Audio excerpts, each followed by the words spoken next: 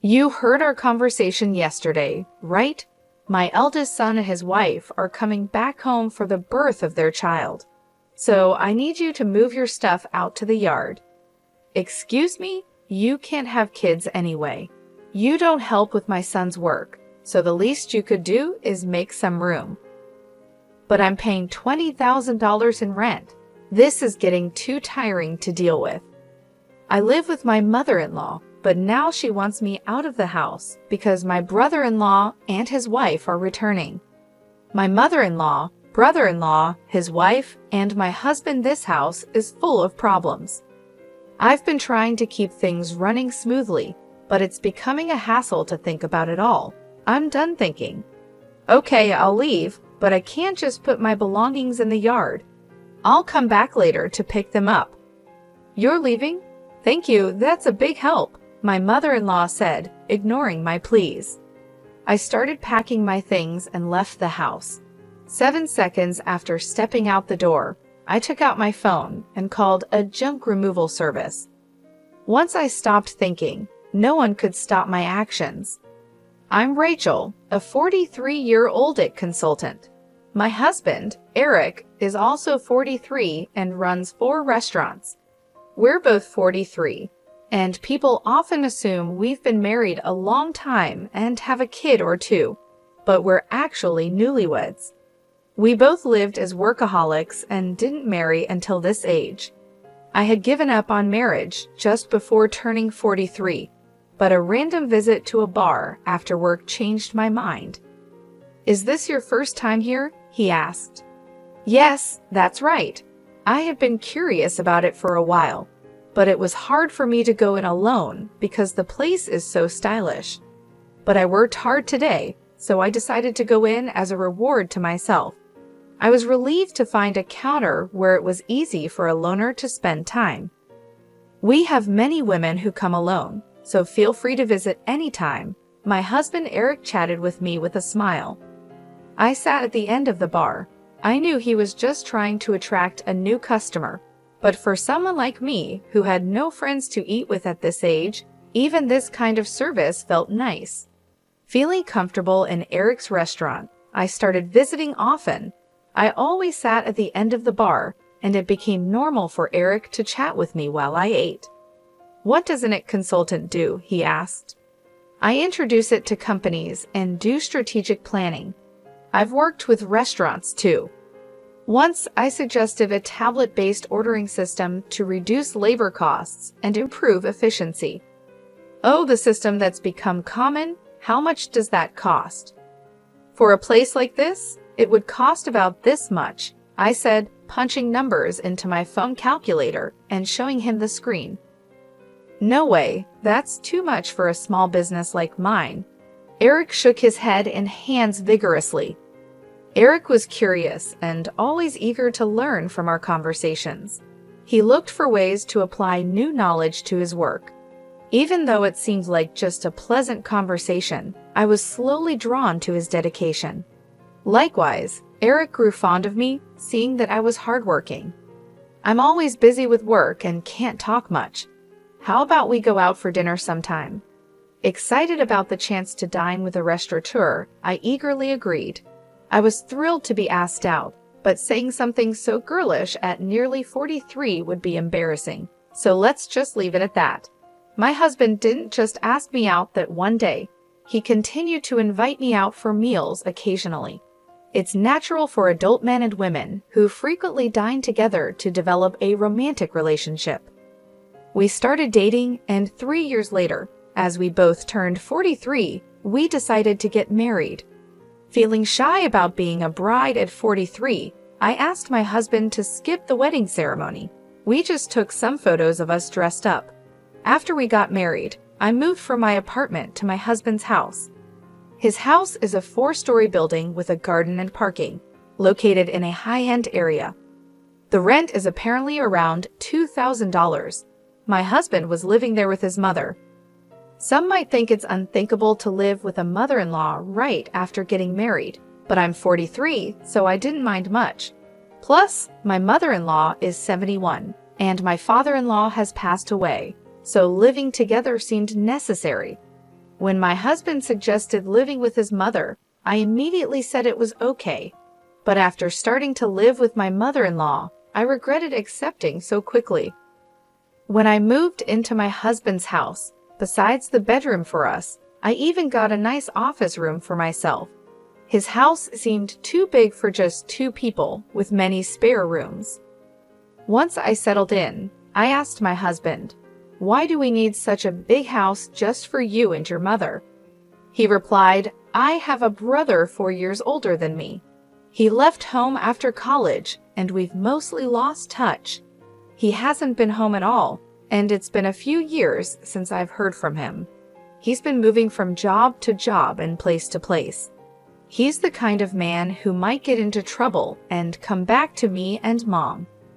So we decided to rent a bigger house. I think it's a little too big, but now that I'm married and you moved in, I guess it all worked out." While unboxing my books and arranging them on the shelf, my husband talked about his brother Stephen with a smile. It seems Stephen is aimlessly hopping from job to job, but my husband doesn't think badly of him. "Don't talk about that kid. What if he really comes back?" My mother-in-law appeared at the doorway of what would be my office, seemingly checking on us. It appears she doesn't have a good opinion of him, unlike my husband. It's understandable for a mother to be cold towards an eldest son who shirks his responsibilities. However, I'm worried that my husband and my mother-in-law might clash over his brother someday. Also, I'm not too fond of you either, Mom. Come on, we're going to live together now, so stop saying things like that. I'm not saying you should leave. I just need to make things clear from the start, my mother-in-law said as she walked away, her slippers making a padding sound. "I'm sorry, I'll talk to her," my husband said. "It's okay. I got a similar talk when we met for the wedding. I'll build a relationship with your mother as we live together," I replied, taking a book from my husband's paused hands and placing it on the shelf. It seems she doesn't like my age. I'm 43, so it's not impossible to have children, but I guess it's a challenging thought. Also, Eric's elder brother Stephen is not married and has no children, so there's a high chance that my mother-in-law won't get to see her grandchildren. That's why she's disappointed and wishes Eric had married someone younger. To her, Stephen, who doesn't fulfill his role as the eldest son, and I, who can't fulfill my role as a wife in her eyes, are probably the same. I understand her feelings, but I can't change my age. Once the move was finished and our married life began, my mother-in-law's coldness towards me became clear. She ignored me when I spoke and tried to avoid me. It's a bit lonely, but since there's no harassment or physical violence, I guess it's okay for now. I could build a relationship with her over time. My bigger concern is Eric. "Are you okay with your work?" I asked. "No, it's pretty bad. I need to take action soon, but it's tough to arrange the finances," Eric said, sitting at the dining table with his head in his hands. I stopped doing the dishes and sat down in front of him to listen. These are tough times. Prices are soaring, expenses are climbing, and customers are tightening their wallets. There's no end in sight. If this keeps up, I might have to close another one of our stores, he continued. About a year into our marriage, the situation at Eric's restaurants worsened. One of the 4 stores had already closed, and it seemed another might have to shut down too. Seeing Eric's troubled face made me feel distressed, but my mother-in-law seemed unaffected by these troubles. "You're Eric's wife, but you don't help out at the store. You just do your own job. Can you really say you're fulfilling your role as a wife?" My mother-in-law overheard our conversation and hurled insults at me from her seat on the sofa. I wondered what she was thinking, but she has her own perspective. Eric has been running his own restaurant for nearly 12 years, overcoming various challenges. I believe he'll pull through this time too. You, his wife, shouldn't be making that face. Are you trying to feed into his anxiety and make him fail? "What a terrible wife," she shouted again from the living room to the dining room. Her words were filled with spite and venom. I knew she wasn't just trying to fire me up, but she wasn't entirely wrong. I took her words positively and decided to support Eric to the fullest, smiling reassuringly at my anxious husband. A year later, just as she said, Eric managed to turn the situation around and avoided closing the second store. "See, I told you. A stupid wife who can't even trust her husband. Don't drag Eric down," she said. As a side effect, my mother-in-law, who had previously ignored me, started lashing out at me without reservation. The relationship with her might seem to have worsened, but since Eric's business is doing well, I'll consider it a break-even situation.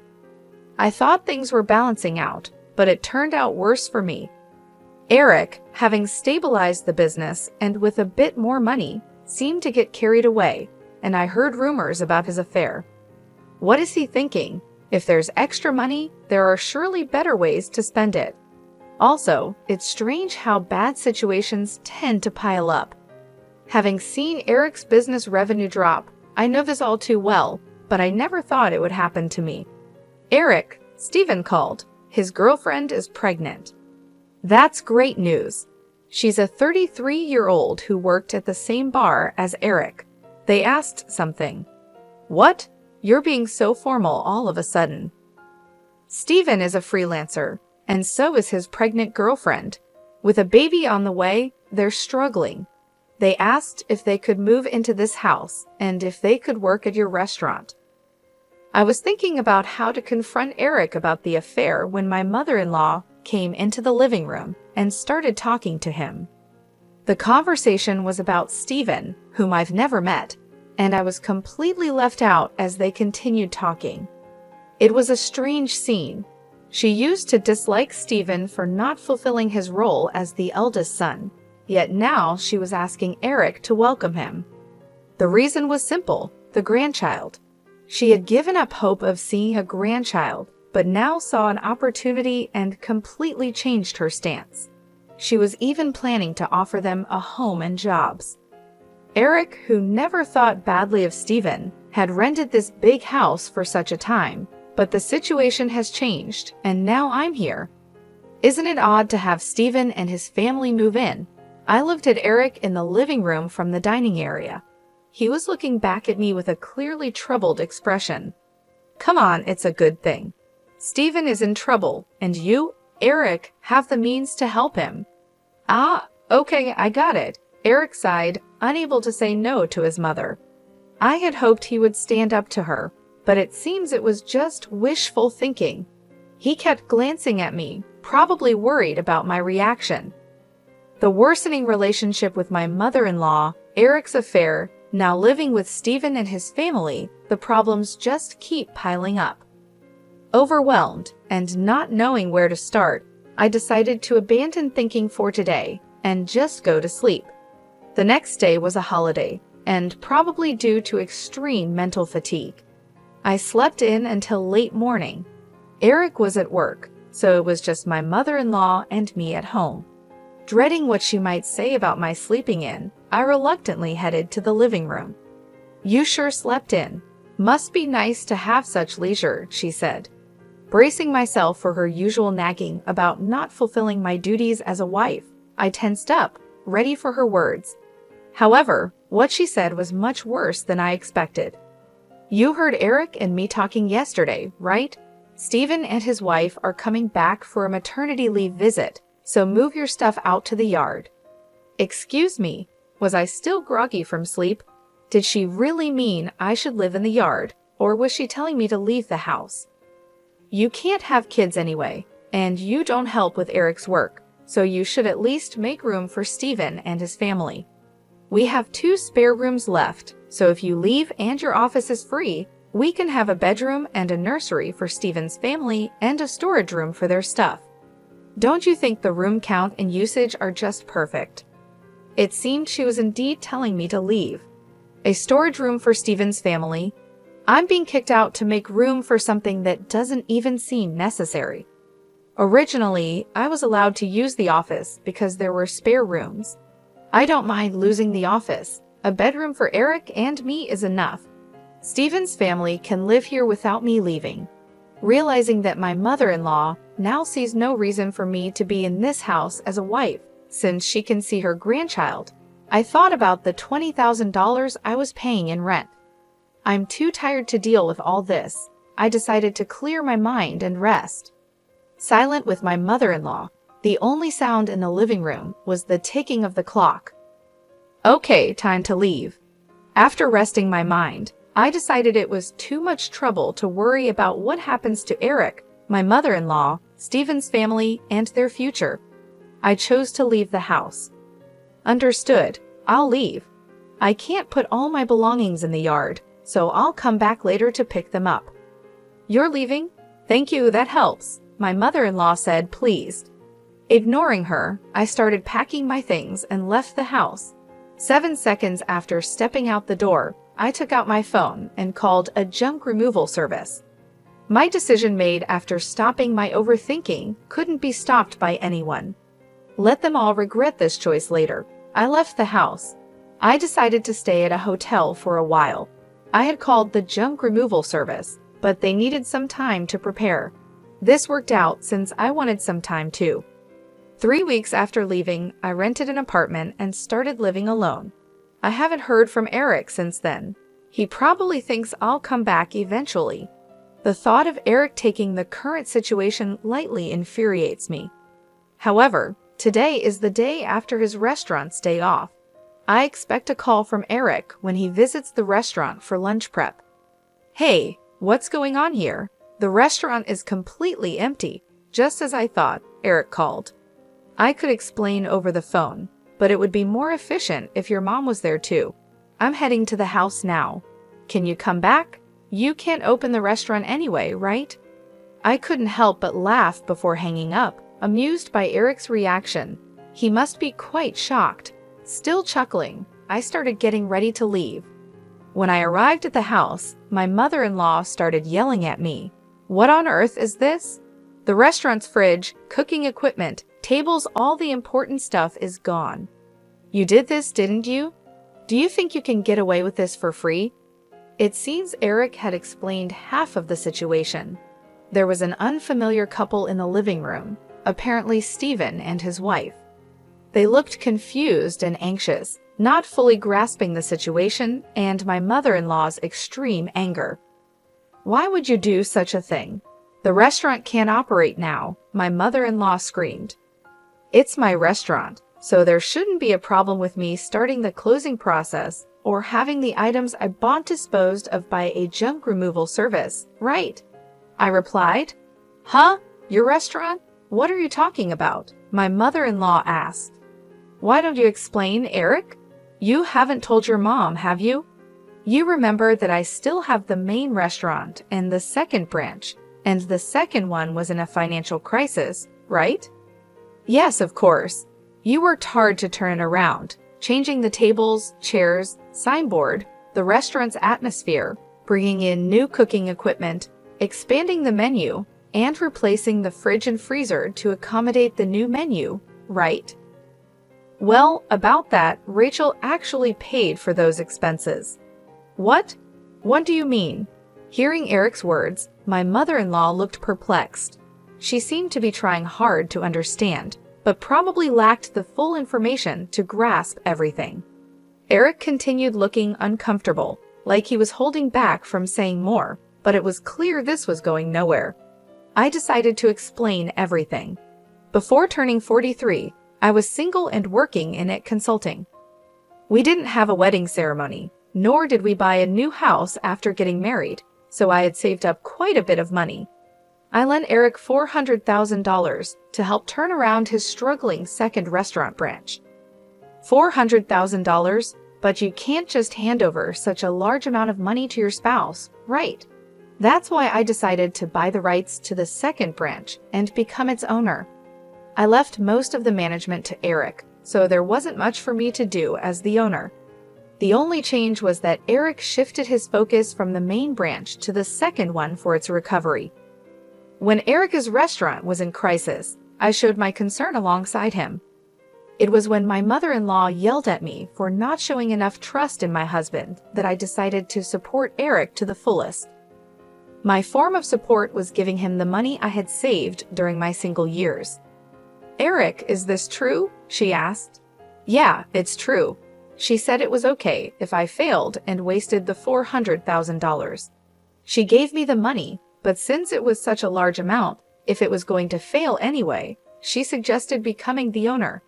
The plan was to pay back the borrowed $400,000 from the restaurant's earnings, but it was simpler for Rachel to become the owner and have the restaurant's income go directly to her. It also meant that she could decide whether to close the restaurant or not. "It's a lie. Can something like that really happen?" my mother-in-law exclaimed. "I understand it's hard to believe hearing this all of a sudden. That's why I brought some evidence." I spread documents like the business license, transfer of rights agreement, and lease agreement on the table, proving that I was the owner of the restaurant. My mother-in-law's face turned red as she confirmed my name on those documents. "Why didn't you say anything about this? You always talked about how you believed in Eric and how the restaurant was recovering, right? Even before we got married, you always encouraged Eric like that. He felt pressured by your words, but tried to live up to your expectations, not wanting to disappoint you as the head of the household. You're pretty cold to people like me and Steven who don't fulfill their roles, right? That's why Eric couldn't tell you he borrowed a large sum of money from me. He could have just told me," she protested. "That's why Eric couldn't speak his mind, because she gets upset easily. People like my mother-in-law often don't realize they're putting pressure on others. They might think it's just a small thing to say, but for the one under pressure, it's a huge burden, not something they can easily talk about. And even if they did speak up, she would likely be disappointed and start complaining." It was essential not to let Eric's spirit break under her constant jabs, especially when the restaurant was finally turning around. That's why I kept quiet too. But I really wished she had refused when Steven and his family were coming back. Probably Eric thought it was work-related and agreed without thinking much. "Mom, Rachel, I'm sorry. This situation is my fault for not being decisive enough. If I had managed the restaurant well from the start, Rachel wouldn't have had to lend her money. And if I wasn't so weak, I could have told you the truth. If Rachel decides to close the restaurant, then that's it." "But what about the part-time workers?" my mother-in-law asked. "Don't worry. In the past 3 weeks, I've already informed everyone about closing the restaurant, and they all understood. For those interested, I've arranged part-time work at other restaurants through my IT consulting contacts." That's a relief. That was my only concern. So everyone was in on this? Rachel showing me an empty restaurant as a surprise, and everyone keeping the closure from me? "Eric, I'm sorry too. I've been pressuring you. And Rachel, I'm sorry for everything up to now. I won't tell you to leave again." My mother-in-law apologized, and it seemed as if everything was resolving nicely. But that's a misunderstanding. I'm far from being satisfied, and the discussion is far from over. Let's settle this matter next. "What's this? A divorce papers." When I placed the divorce papers on the table, Eric picked them up in shock. "What does this mean? Why a divorce? This is supposed to be a reconciliation, right? Don't just assume we've reconciled. You might think it's a secret, but I know about your affair with the part-timer. All the part-time workers knew about it too." "That's just a rumor. You can't say things like that without proof." I displayed an image on my smartphone that a part-time worker had sent me and placed it on the table amidst the scattered documents. "This is a photo of you entering a hotel. It was taken by one of the part-timers. If you leave the restaurant together and walk towards the nearby hotel district, anyone can take such evidence, not just the police or detectives. Did getting the second branch back on track give you too much confidence? You really got carried away as the owner of the restaurant." I couldn't do much in the day-to-day operations, but I still visited the restaurant from time to time. That's when the part-time workers told me about Eric's affair and asked for my help. When I promised to handle it, they provided incredible support. They sent me proof and even kept the closure of the restaurant a secret from him. Wait a minute, closing the second branch in a divorce? What's going to happen to the rent for this place? Eric asked. The rent for this place? What do you mean? My mother-in-law asked. I haven't mentioned that yet. I've been paying the entire rent of $20,000 a month for this house, I said. Is that also true? She asked Eric. It's true. When the restaurant's revenue started falling, Rachel started paying half of it. But as revenue continued to drop, the amount she had to cover increased. Eventually, she ended up paying it all. $20,000 a month is the same as my salary, so I paid all the rent, and Eric covered other living expenses like food and utilities. So if Eric gets divorced and only has the main restaurant left, obviously living here won't be an option anymore. Eric and my mother-in-law seemed deflated after hearing my words. They slumped as if they had exhausted themselves in a boxing match. Stephen and his wife, now somewhat understanding the situation, hesitantly joined the conversation. What does that mean? We came back here and can't live here? Stephen asked. Wait, Stephen, this is different from what we heard. We thought everything would be fine once we got back home, his wife said. Sorry, Stephen. Right now, I don't have the means to help you with a restaurant or a house. Come on, do something. We're having a baby. At least give me a job. We have enough part-timers. In fact, we need to cut down on staff costs. Eric will work hard, so just wait a bit longer. That's what I'm talking about. Stop saying things like that. Hey, what about my house and job now? Stephen shouted. Eric, my mother-in-law, and Stephen started arguing about their future lives. Stephen's wife, whose name I still didn't know, looked uncomfortably out of place. I had delivered the news about the restaurant's closure and the divorce, so my business here was done. I was tired of constantly trying to smooth things over with Eric and his family, and I refused to live with Stephen and his wife. I didn't care what happened to this house next. They could discuss it amongst themselves. I left the house amidst their shouting. After that, having evidence of the affair, I was able to divorce Eric smoothly. I could have demanded alimony for the affair, but I had a job and didn't need the money. I wanted as little to do with my ex-husband and his family as possible, so I didn't ask for any compensation after our divorce. My ex-husband, Eric, couldn't afford the rent and had to leave the house with his whole family. Financially and emotionally strained, Eric, who had been taking care of his mother, argued that it was actually Stephen's responsibility as the eldest son. But Stephen, who came back without any money, couldn't take care of her. This led to an ugly fight between the brothers about who should take care of their mother. In the end, with no income, Eric had to take her in, but this fight ruined the relationship between the brothers. As a result, Stephen and his wife disappeared again, cutting off all contact. Witnessing the brothers' dispute over her, the mother-child relationship also deteriorated. Now, Eric and his mother are living together reluctantly in a smaller apartment. It's not as spacious as the previous house, and they have to see each other all the time, but they hardly talk, creating an awkward atmosphere in the house. My actions, prompted by thinking ahead, resulted in the breakdown of a family relationship. After the divorce, I first dealt with closing down the restaurant. It was a bit of a hassle, but as the owner, it was my responsibility. However, the fridge, cooking equipment, tables, and chairs I had removed were fairly new, so I managed to sell them at a good price. Adding just a little more money allowed me to finish the restaurant's closure. Though it was a brief period, being a restaurant owner and handling its closure was an experience. I believe these experiences will be useful in my IT consulting work someday. I guess work suits me better than marriage. Convinced of this, I continue to work hard today.